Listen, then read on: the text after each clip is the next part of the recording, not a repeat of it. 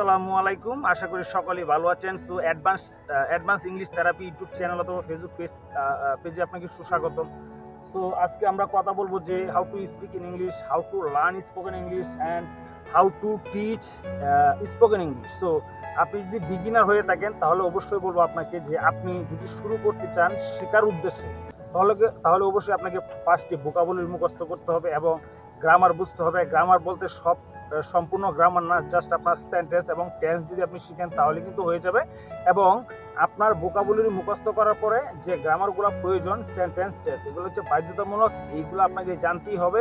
আপনি নতুন হন আর পুরাতন হন আর বিগিনার হন আর অ্যাডভান্স হন, কিন্তু আপনাকে ভোকাবুলারি এবং গ্রামার এই বিষয়গুলো আপনাকে জানতেই হবে। তারপরে যে কাজটা করতে হবে, আপনাকে প্রচুর পরিমাণে প্র্যাকটিস করতে হবে। How to practice with any one, এটা আপনাকে করতে হবে। তাহলে কিন্তু আপনার মুখের যে জড়তা, যে সমস্যাগুলো আছে, এগুলো কিন্তু একবারে সমস্যার সমাধান হয়ে যাবে।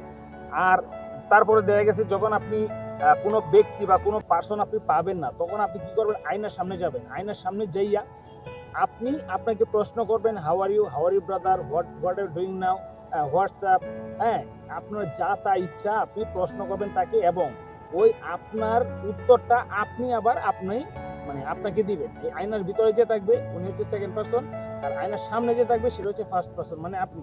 সো এই দুইজন কথোপকথন করবেন, দেখবেন আপনি খুবই অল্প সময়ের মধ্যেই কিন্তু আপনি এই স্পোকেন ইংলিশ শিখতে পারবেন। সো এতক্ষণ ভিডিওটা দেখার জন্য অসংখ্য ধন্যবাদ সবাইকে। আসসালামু আলাইকুম।